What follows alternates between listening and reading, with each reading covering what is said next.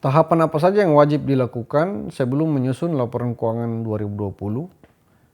Jangan di-skip, ikuti video ini karena terdapat informasi penting.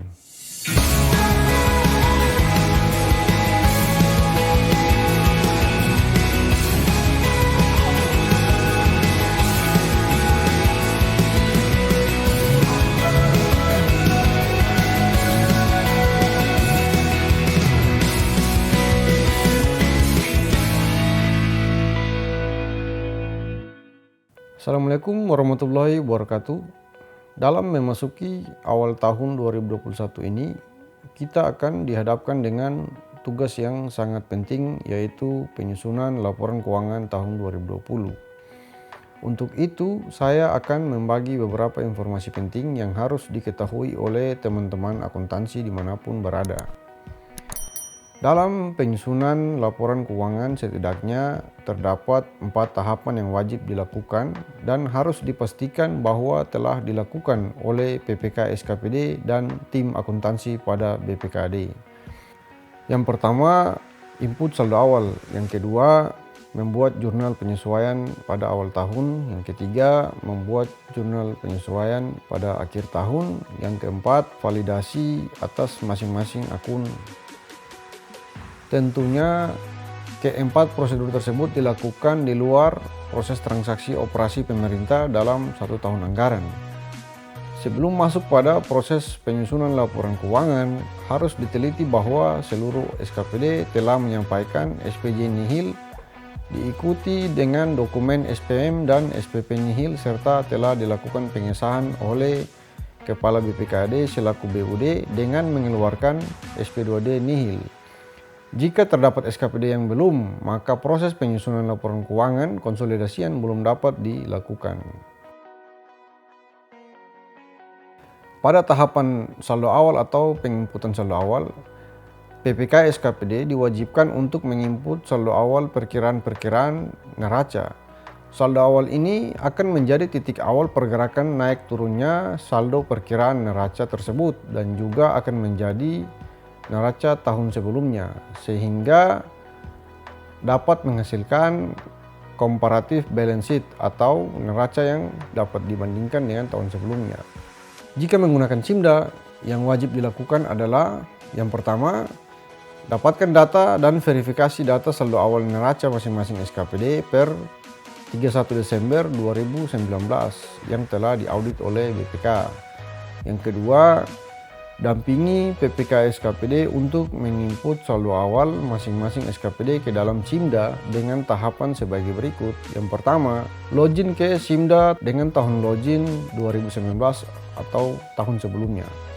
Yang kedua, masuk ke menu SKPD pembukuan saldo awal dan pilih unit organisasi, pilih neraca, kemudian isi saldo awal masing-masing SKPD dengan aturan sebagai berikut.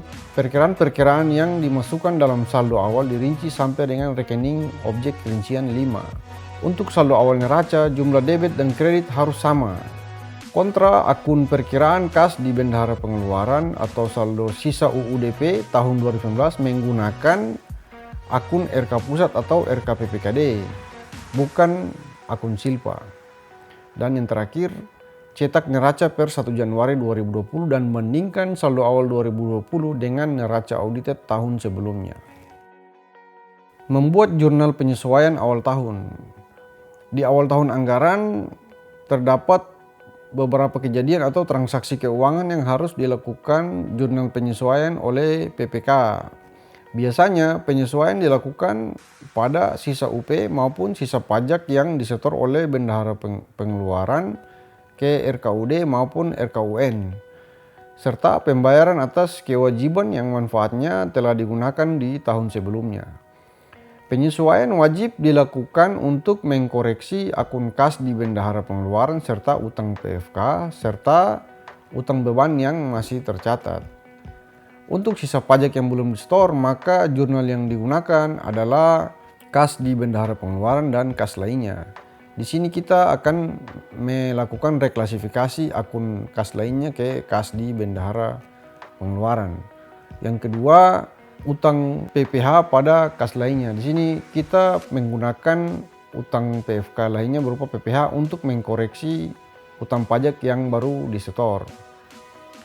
Untuk sisa UP yang baru disetor pada awal tahun, jurnal yang harus digunakan ialah RKPPKD pada kas di bendahara pengeluaran dan kas di kas daerah pada RK SKPD. Biasanya penyetoran sisa UP dia menggunakan menu sisa UP sehingga jurnal yang muncul merupakan jurnal otomatis. Yang berikutnya penyesuaian untuk pembayaran atas utang beban. Jurnal yang digunakan ialah utang beban barang dan jasa pada beban barang dan jasa. Membuat jurnal penyesuaian di akhir tahun. Selain proses penyesuaian di awal tahun, PPK SKPD wajib melakukan jurnal penyesuaian di akhir tahun untuk menyesuaikan beberapa jenis akun yang belum sempat dibukukan. Transaksi yang mengalami penyesuaian di akhir tahun antara lain yang pertama, pembayaran utang atas belanja modal yang pekerjaannya telah selesai pada tahun sebelumnya dan baru dilakukan pembayaran kepada pihak rekanan. Contoh jurnal yang digunakan biasanya utang pengadaan aset tetap pada aset tetap. Yang kedua, pengakuan utang atas sisa pekerjaan yang telah selesai di akhir tahun namun belum dilakukan pembayaran. Contoh jurnalnya aset tetap pada utang pengadaan aset tetap. Yang ketiga, penyesuaian terhadap beban penyusutan atas akumulasi penyusutan aset tetap. Biasanya jurnal penyesuaian yang digunakan ialah beban penyusutan pada akumulasi penyusutan. Yang keempat, penyesuaian terhadap beban penyisian piutang atas penyisian piutang di tahun berkenaan. Biasanya jurnal penyesuaian yang digunakan ialah beban penyisian piutang pada penyisian piutang. Yang kelima, penyesuaian terhadap saldo pendapatan diterima di muka yang terjadi karena adanya perjanjian sewa aset pemerintah oleh pihak ketiga. Biasanya sesuai dokumen perjanjian mengakibatkan kas telah diterima namun manfaat belum diberikan oleh pemerintah.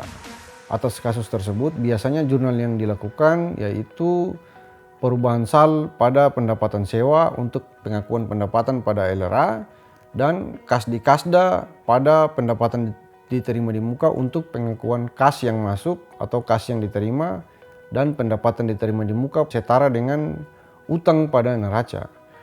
Yang keenam, penyesuaian terhadap saldo beban dibayar di muka biasanya terjadi pada saat suatu manfaat belum diterima oleh pemerintah namun sejumlah kas telah dikeluarkan. Transaksi ini biasanya terjadi pada tagihan listrik prabayar. Jurnal yang digunakan ialah beban barang dan jasa listrik pada beban dibayar di muka. Yang terakhir, validasi masing-masing akun.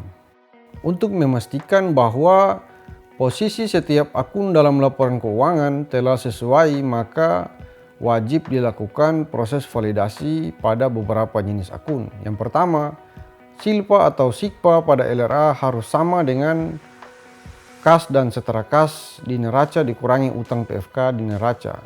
Khusus untuk silpa akan kita jelaskan secara khusus dalam satu video tersendiri. Yang kedua, saldo akhir kas pada laporan arus kas harus sama dengan saldo kas dan setara kas pada neraca. Yang ketiga, saldo akhir kas pada laporan arus kas harus sama atau diperoleh dari saldo awal kas pada laporan arus kas ditambah dengan kenaikan atau penurunan kas dalam 1 tahun berjalan. Yang keempat, pastikan bahwa nilai kas di bendahara pengeluaran per 30 Desember 2020 harus sama dengan sisa UP ditambah dengan sisa pajak yang belum di-store. Yang kelima, utang PFK per 30 Desember 2020 pada neraca harus sama dengan utang PFK per 30 Desember 2019 ditambah dengan pungutan PFK oleh bendahara pengeluaran dikurangi setoran PFK oleh bendahara pengeluaran atau penerimaan dan pengeluaran PFK pada laporan arus kas.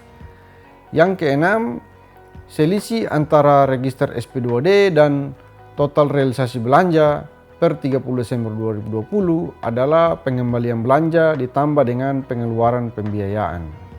Yang ketujuh, pastikan bahwa nilai penetapan pada seluruh SKR dan SKP harus sama dengan pendapatan pajak di laporan operasional dan pendapatan retribusi pada laporan operasional.